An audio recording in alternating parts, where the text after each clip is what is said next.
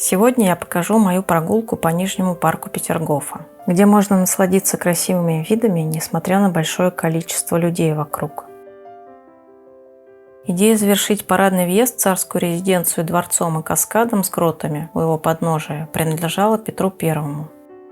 Каскад строился одновременно с дворцом, являясь для него своеобразным пьедесталом. Решение каскада просто и лаконично. Две массивные семиступенчатые лестницы соединены арками большого грота. Идейным центром большого каскада является скульптурная группа «Самсон, разрывающий пасть льва». Она была установлена в честь 25-й годовщины Полтавской битвы 27 июня 1709 года. Во время Второй мировой войны Самсон был утрачен. В 1947 году скульптор Симонов с помощником Михайловым воссоздали монумент по довоенным фотографиям и старым изображениям. Самсоновский канал, или как его еще называют, морской канал, уходит от Большого каскада до окруженной дамбами гавани в Финском заливе. Если присмотреться, то в нем можно увидеть рыбок. Морской канал делит Нижний парк Петергофа на две половины – западную и восточную. Из Нижнего парка Петергофа можно увидеть Финский залив.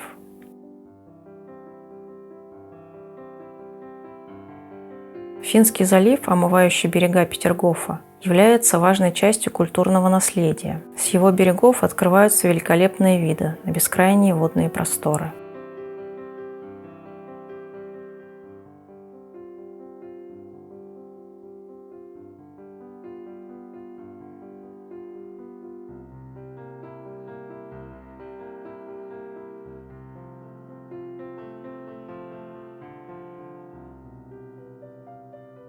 Набережная оборудована лавочками, на которых можно присесть и полюбоваться пейзажем или помедитировать, любуясь на воду.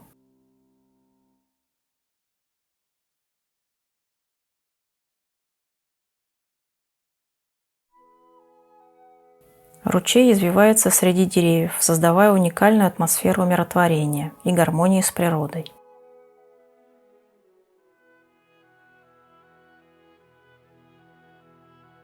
Немного интересных фактов. Площадь Нижнего парка 102,5 га. Длина вдоль побережья 2,5 километра. Количество фонтанов 150. И здесь можно найти места, где почти нет туристов.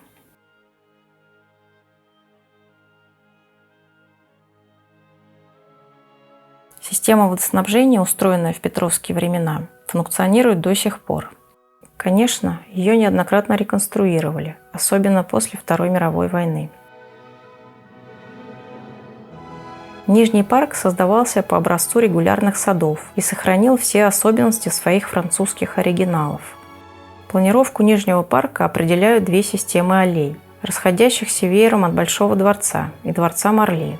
Каждая аллея заканчивается либо дворцом, либо фонтаном. На Марлинской аллее, равноудаленной от морского канала, расположены парные фонтаны «Адам» и «Ева». Оформление фонтана «Адам» завершили к 1722 году.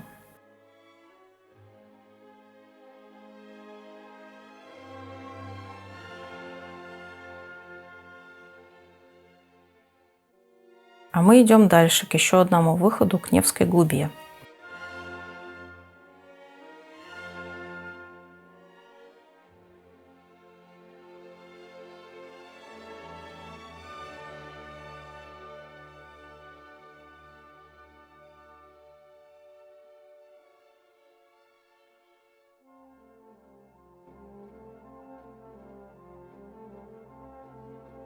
Вдалеке видно здание музея «Императорские яхты».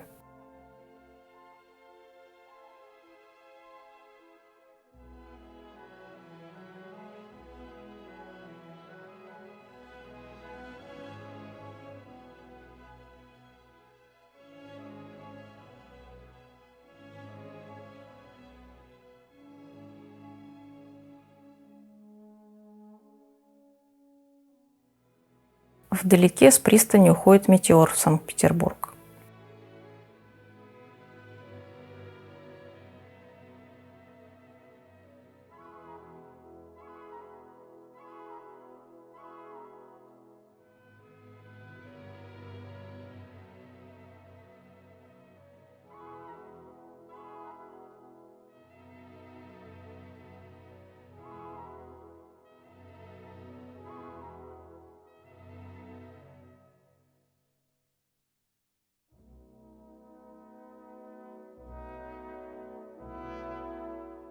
Екатерининский корпус – желтое одноэтажное здание, построенное для императрицы Елизаветы Петровны в середине XVIII века.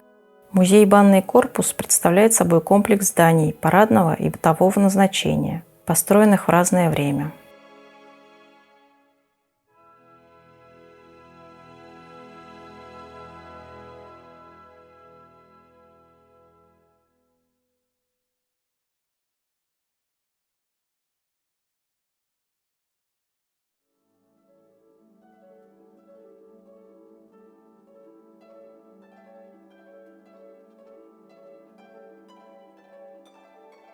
Фонтан «Пирамида» считается самым многоводным среди фонтанов Нижнего парка, так как за 1 секунду расходует около 100 литров воды.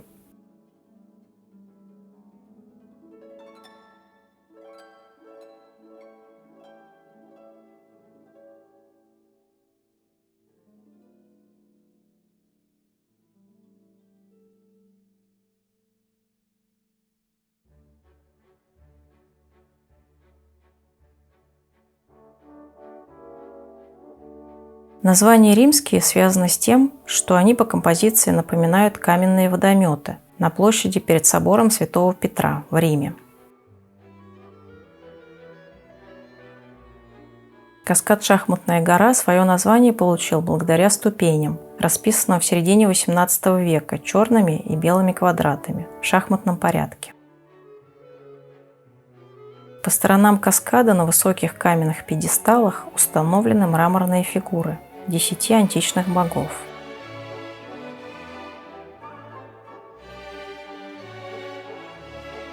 Обратная сторона каскада.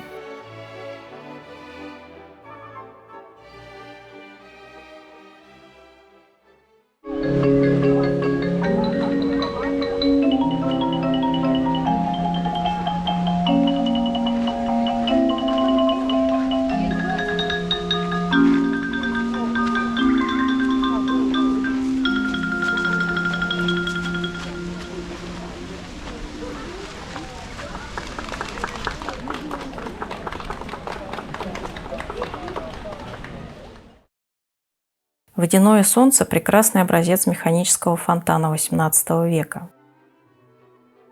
При Екатерине II в пруду устроили царскую купальню. Фонтан был переделан и получил название «Солнце» по рисунку струй. Серебряные струи начинают бить одновременно по краям дисков из раскрытых пастей дельфинов, разлетаясь во все стороны и переливаясь многоцветной радугой.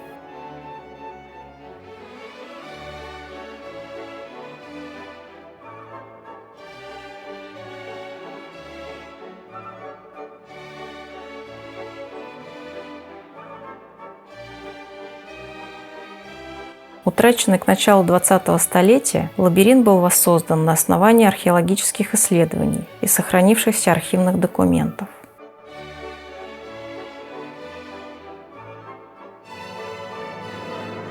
Восемь аллей, расходящихся от центра, пересекаются кольцевой дорожкой, образуя баскеты.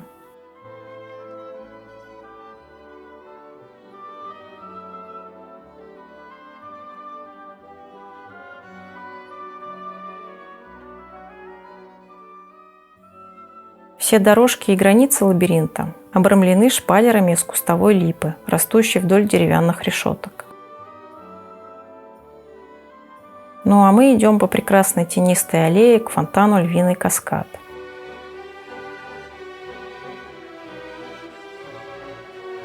Это единственный из 4 каскадов Нижнего парка, расположенный не на склоне, а на нижней террасе. Реставрация Львиного каскада в 2000 году завершила послевоенное восстановление фонтанных сооружений Нижнего парка.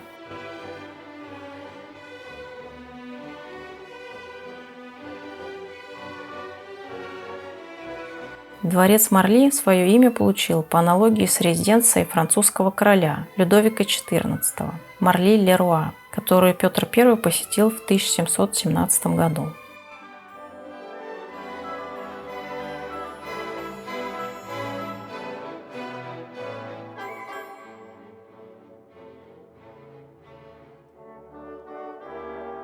Марлинский каскад «Золотая гора» расположен на естественном склоне в западной части Нижнего парка.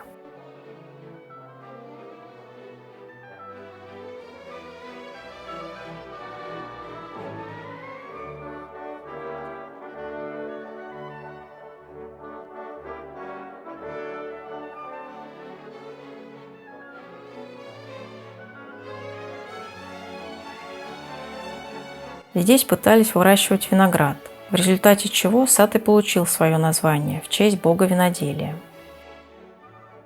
Этот сад спланировал Никколо Микетти в 1720-х годах, как часть ансамбля дворца Марли в западной части Нижнего парка. При Анне Иоанновне его заменили большим фруктовым садом. Позже при нем построили оранжереи. В 1816 году берег был занят постройками бумажной фабрики, упраздненной в 1846 году.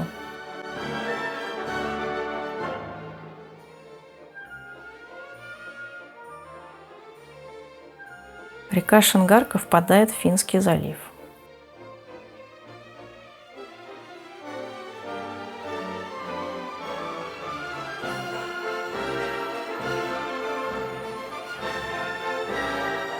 В 1849 году в этом месте, на берегу Финского залива, была устроена купеческая гавань, предназначенная для приезжающих в Петергоф, а на берегу был разбит большой пейзажный сад.